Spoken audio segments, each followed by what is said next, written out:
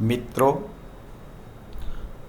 ગઈકાલે આપણે જીપીએસસી અને ગૌણ સેવા પસંદગી મંડળમાં ઉપયોગી થાય તેવા વર્તમાન પ્રવાહના પ્રશ્નોનો એક વિડીયો મૂકેલો હતો, જેમાં ફાઇનાન્શિયલ એક્શન ટાસ્ક ફોર્સ એ ટૉપિક પર ચર્ચા કરી હતી, જે અત્યારે લાઈવ પ્રશ્ન છે.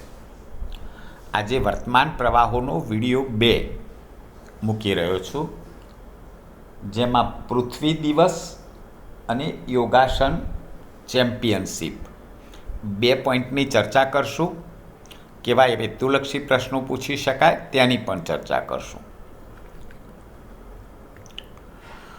અર્થ ડે પૃથ્વી દિવસ. પૃથ્વી દિવસ દર વર્ષે 22મી એપ્રિલે ઉજવવામાં આવે છે. મિત્રો, હમણાં જ એપ્રિલ મહિનામાં 22 તારીખ ગઈ, એટલે નજીકના ભવિષ્યમાં યોજાનાર પરીક્ષામાં આ પ્રશ્ન પૂછી શકે કે પૃથ્વી દિવસ ક્યારે યોજાય છે. તે પર્યાવરણીય સંરક્ષણ માટેનો સૌથી મોટો વૈશ્વિક આંદોલનમાંનો એક છે. તો આ પૃથ્વી દિવસ જે ઉજવાય છે એનો મુખ્ય ઉદ્દેશ પર્યાવરણીય સંરક્ષણ માટેનો છે. પૃથ્વી દિવસની થીમ એવું પણ પૂછી શકે કે પૃથ્વી દિવસની 2025ની થીમ શું હતી? તો આપણી શક્તિ, આપણું ગ્રહ એ નવીનીકરણીય ઉર્જા તરફ મોટા પાયે પરિવર્તન લાવવાનું આહ્વાન કરે છે.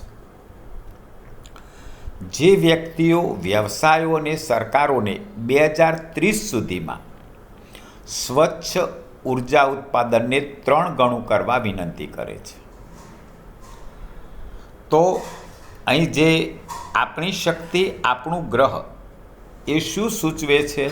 તો 2030 સુધીમાં વ્યક્તિઓ, વ્યવસાય કરનારાઓ અને સરકારો સ્વચ્છ ઉર્જા ઉત્પાદનને 3 ગણું કરવા વિનંતી કરે છે. એટલે લોકો ઉર્જા ઉત્પાદનમાં વધારો કરે એવો અનુરોધ કર્યો છે અને 2030 સુધીમાં એ 3 ગણું કરવાનો લક્ષ્યાંક છે. સૌથી પહેલો પૃથ્વી દિવસ ક્યારે ઉજવવામાં આવ્યો? તો 22મી એપ્રિલ 1970ના રોજ યુનાઇટેડ સ્ટેટ્સના સેન્ટર ગેલોર્ડ નેલ્સનના નેતૃત્વમાં પર્યાવરણીય મુદ્દાઓ વિશે જાગૃતિ લાવવા માટે યોજાયો હતો. અને તે દિવસે એટલે 22 એપ્રિલ 1970ના રોજ લગભગ 20 મિલિયન અમેરિકો જોડાયા હતા, જે યુએસની વસ્તીના 10% છે.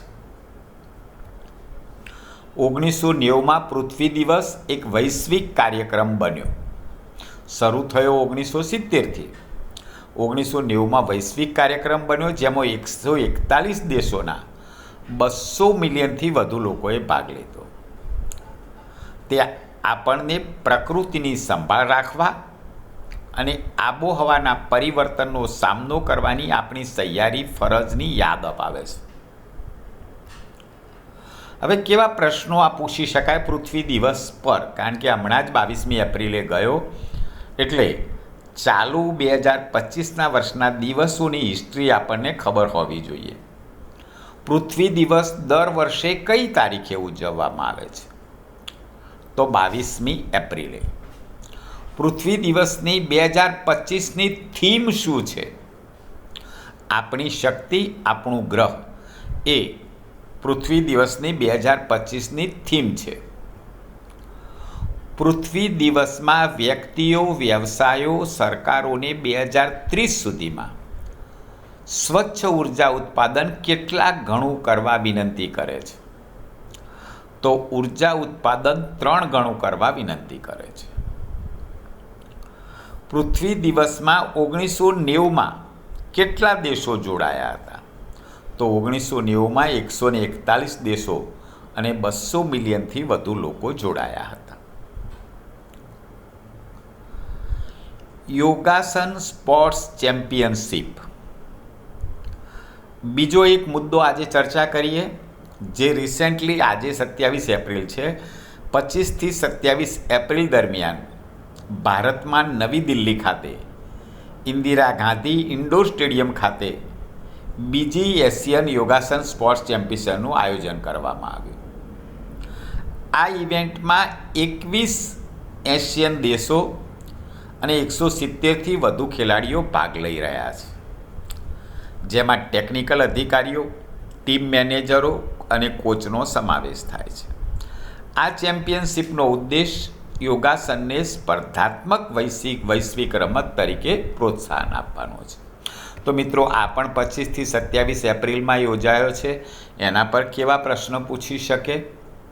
તો બીજી એશિયન યોગાસન સ્પોર્ટ્સશિપ ચેમ્પિયન્સનું આયોજન ક્યારે અને ક્યાં કરવામાં આવ્યું?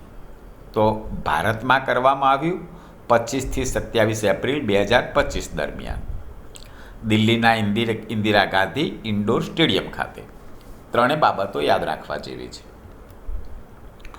બીજી એશિયન યોગાસન સ્પોર્ટ્સ ચેમ્પિયનશિપમાં કેટલા એશિયન દેશોએ ભાગ લીધો?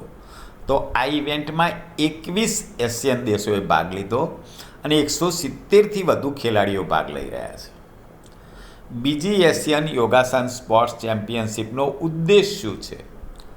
તો યોગાસનને સ્પર્ધાત્મક વૈશ્વિક રમત તરીકે પ્રોત્સાહન આપવા માટે આ ચેમ્પિયનશિપ યોજાય છે. આભાર. આવા જ વર્તમાન પ્રવાહોના જનરલ નોલેજના વિડીયો સાંભળવા માટે આપ success exam by Joshi YouTube ઉપર સબસ્ક્રાઈબ કરો, સર્ચ કરો. વધુમાં વધુ મિત્રોને પણ જોડાવા જણાવો. ગઈકાલે પણ એક વિડીયો મૂકેલો હતો, financial action task force, terrorist પર મની લોન્ડરિંગ કરતા દેશો પર પ્રતિબંધ મૂકવા માટેનો. તો એ પણ જેણે ન જોયો હોય જોશો. આભાર. આવતીકાલે ત્રીજા વિડીયોની રાહ જોઉં.